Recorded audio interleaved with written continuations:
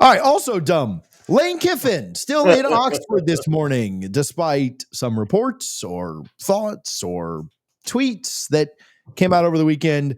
Ole Miss gets a win. They didn't look like killers there and certainly had some shaky moments, but Florida just went into full Florida mode and didn't score in the second half. So they escape the Lane Kiffin Bowl with a victory. And here it is Monday afternoon in the college football world, and they still have a coach as of now. Cole, I will once again lob this up to you. It's really funny because of everyone thinks that they know what's going on with Lane. You're hearing sources say, well, Lane's already made up his mind that he's going to Florida. And then we see a report come out that Knox and the kids are viewing a school out in Gainesville. And then there's another report that says, no, he's in his office right now. We just saw him like 5 minutes ago. I don't know what you're talking about. And then there's another report that says the NFL wants him. Guys, I'm going to be completely real. I don't think anybody knows what Lane Kiffin's going to do. And I don't even know if Lane Kiffin knows what Lane Kiffin's going to do. Here's what I can tell you. Lane Kiffin has a lot of leverage. And people don't want to understand that. And I understand that there's a lot of frustration out in Oxford, Mississippi. There should be frustration out in Oxford, Mississippi. Lane's got a lot of leverage. He can say, I want A, B, C, X, Y, and Z. And these are non-negotiables. And Keith Carter can look it up and down and say, well, we're not doing that. Okay, Scott Strickland, your turn. Do you want to match this? Okay, you don't want to do that. Hey, Jeff Landry, let's have a little chit chat, buddy. I can deal with your politics if you go ahead and match all these things that I want.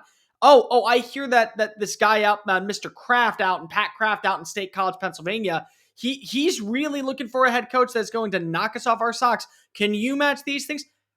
The New York Football Giants. You already got Jackson Dart for me. Can you match these things that I want? Tennessee Titans, number 1 overall pick. Maybe I can go reunite with Trinidad Chambliss, bring him on in. We trade away Cam Ward. Can you match this? He's got leverage. And that's kind of the beauty of what has been the Lane Kiffin story, is that a guy who at one point was left on a tarmac and called one of the biggest busts in college football history from a head coach perspective is now the most sought after man in the industry. I mean, that's what it is. And guys, when you have an ego the way that Lane does, and he knows that he's got you quite literally by the cojones, and he's able to twist and watch you squirm and also sing, he's going to do it. But you also have to reach a level of where there needs to be some understanding. You're in a bye week. You're going to the college football playoff. You're going to host a playoff game. Ole Miss is now a program that does believe it can win at the highest level. It does believe that they can bring in the right recruits. Names that would never consider them as a premier destination now do. And partially that's on Lane, but also partially that's on what they've been able to attribute to giving to Lane, to where now they're going to be able to swing big for whoever their next head coach is. And I think that there's a lot of good names out there that would look at Ole Miss and say, if you give me 80% of what you would give Lane, I'll go ahead and take the job tomorrow over another premier job in college football that currently is available. Because I'm watching as the transfer portal is bountiful out there. The scheduling has always been in our favor. The fan base is truly bought in. And I know what it takes to win. So I'll do the exact same thing as you. So Lane at some point has got to come to an agreement on what does he want. Is he happy at Ole Miss? And I don't know why he wouldn't be. They've given him everything that he's asked for, and they're going to give him more. And the other thing is that his legacy is going to be forever cemented if he sticks around. And that's got to mean something to people who have a big ego. Your name on this field, buildings named after you, you're the most popular name, whether it be a boy or a girl. For a boy, it's Lane. For a girl, it's Kiffin. For in the state of Mississippi, for kids. I mean, that's got to mean something to you. And you get to build a program that you've already checked off so many boxes at. Guys, Ole Miss, remember, this was a job that was viewed as it's a cool story, but it's an unwinnable team. They've had their first 10-win season underneath Lane Kiffin in the regular season. They've had their first 11-win season with the bowl game win over Penn State. Sorry for bringing that up, Tom.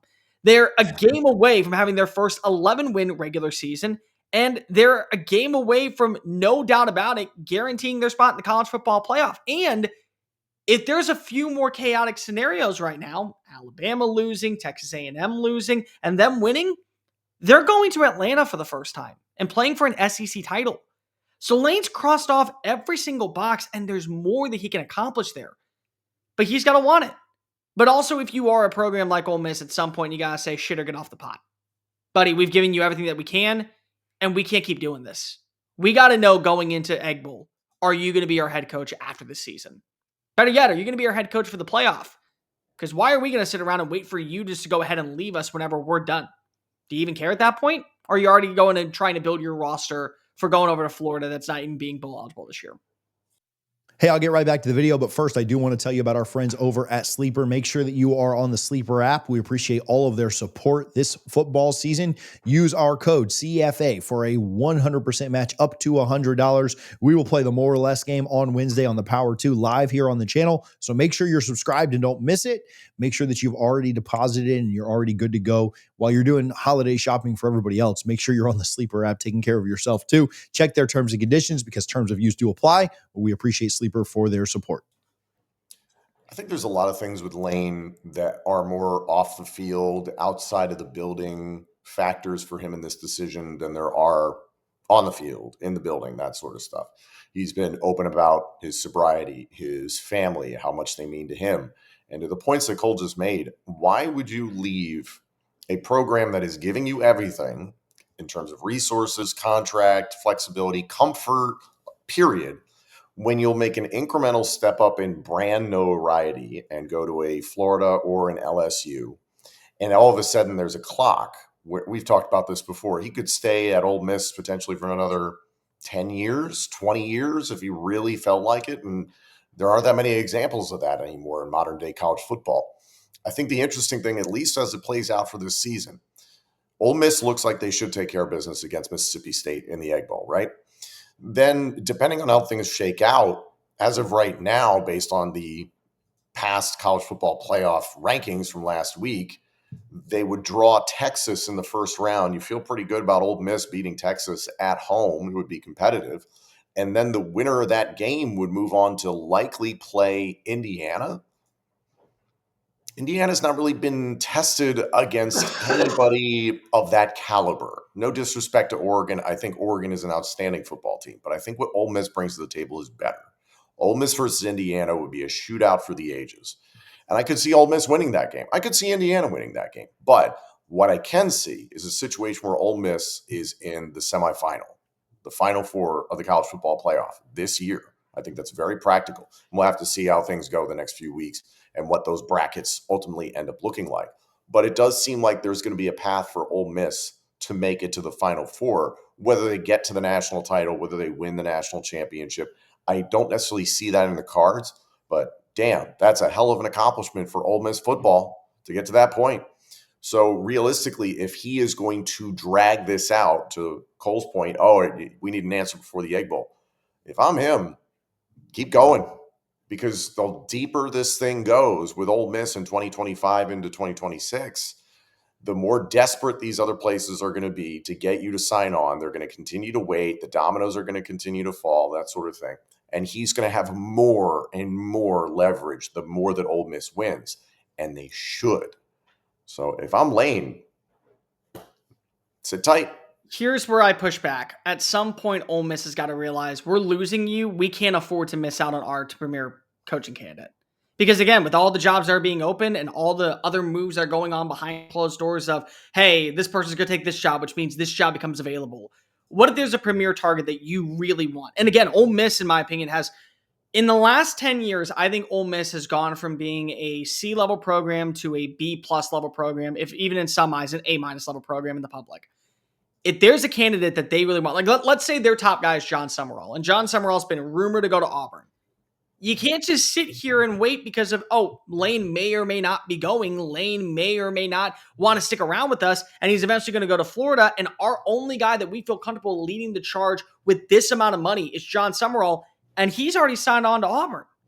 I mean, like, that's where you're at, and that's what makes this so convoluting. And the other part is, this isn't like Kalen DeBoer, Nick Saban. Like, would you potentially take the Alabama job if it became available because Nick's now retiring? Like, it was a 14 college football playoff, and Nick let it be known he was done the week of the national championship, or like right around that time period. So this job's been open for over a month. Lane's had conversations for over a month. Lane's had people be in contact with him for over a month. You're going into a rivalry game where you could have the best season in program history. Dude, enough with the mind games. Like, I get it. You have the leverage to get what you want, but you know what your answer is at some point. It can't just keep getting better. Like at some level, you give all you got. It's like chasing the hot chick and saying, well, if I give her flowers, and then if I give her chocolates, and then if I give her a diamond necklace, and then if I kill my dog in front of her doorstep as a sacrifice, lo and behold, here we go. Is that enough for you? It's like at some point you hit a wall. And I think Ole Miss is getting there. Like, again, he said after the game, well, think about this. It's disrespectful to our players to have these type of conversations. No, it's disrespectful that they don't know if their coach is going to be here for the playoff game. It's disrespectful to know if their coach is not going to be around next season when they're trying to go ahead and figure out what their plans are. It's disrespectful to say, look at all that you've accomplished, and the team that we just beat, we came back to beat for you, you're going to join them. That's disrespectful. And I understand the frustration from an Ole Miss side of things. I also understand that Lane Kiffin has been Lane Kiffin for the last 48 years of his life. He ain't changing. This is who he is. You better accept it. Yeah, you got to reap the benefits of Ole Miss, or I'm sorry, of Lane Kiffin. Knowing the risk, like you knew what you signed up for, right? You go get with a drug addict. That's maybe a terrible comparison to make, but you go get with, you know what you sign up for, right? If that's your spouse or, so but I do feel for the Ole Miss fans as somebody who Jimbo did this too every single offseason with LSU. I've been there. I get it. And there were not many FSU fans that were sad the day that Jimbo left, because every single year, if you're going to flirt with another program, and I'm not saying Lane's done it every year, but I get it. I was in this situation. We got a comment from Rock and Roll. Jimmy Sexton special. It felt like, and we'll get to Franklin here in a second too, because I think this is a very similar situation. And for all those watching live, we really do appreciate you guys tuning in live. Some of our lives do really well, some don't. I know the Lane drama is exciting. We will probably talk about Lane on every episode until he signs somewhere, and then we may keep doing it if we're that's going to keep doing it. We're going to be talking about roster construction. But so hit the subscribe button if you haven't already. I don't typically do that mid-segment, but if you're not already subscribed to the channel, we certainly would appreciate it, and we love all the comments. But yeah, Jimmy Sexton special. The leverage play here is so insane, and I agree with Cole. Like, I think that's why if you're Ole Miss, you got to finally say, like, man, we want you here. We want you here next year. We don't want to piss it away. But at the same time, the further this gets, the more it feels like we're being used for leverage. And he may end up staying. He may be using LSU for leverage and Florida for leverage and just every option that's out there. But it also still just feels like you do got to get to a point where you're like, man, enough is enough. Crap or get off the pot, whatever euphemism you want to use. But on LSU specifically, Cole, because it's all Florida Ole Miss from all the talking points. If you're talking about Lane with Lane, LSU is not happening. No chance. It doesn't, because it just, like, would it really shock you if they weren't just the quiet on the back burner that ends up being like the team that comes to the forefront? I still would pick Florida right now, and I would pick Ole Miss like as my second option. But like, with how dumb we talk about this sport being, would it shock anybody if they just come out of left field and do something crazy and pick him up? Like, my answer is yes, it would shock me a little bit, but it wouldn't be a top 10 crazy thing we've seen this season. Here's why it wouldn't shock me. Because if they say to, they tell him, here's the deal. We're going to let you coach all the way into the playoff, and you don't have to tell anybody. Where Florida says we need an answer, where Ole Miss says we need an answer, LSU quietly has reached out to Jimmy Sexton and said, the offer stands until you're done. Like, you can tell everybody, yeah, we got it under control, we're getting a contract done. It would be the crappiest thing that Lane has ever done to a program, especially one that he has helped build. But that'd be the only way I think that he goes to LSU, is they say, we will give you everything that you want, and we will let you go coach the college football playoff, and we will not say a damn thing. That's it. That's the only way at this point. Because they also have too many other fish to fry right now in different levels of figuring out their athletic department, figuring out this buyout conversation that's going on with Brian Kelly. Your former head coach is going to court, and people are looking at this situation. The problem is that the same people that are looking at this situation saying, good God, like, who wants this job? Almost every coach in America that truly understands what it takes to win at a place like LSU, they want that job. It's not at the same level of ambiance as Alabama, but knowing what you can build down there, it's at the same level of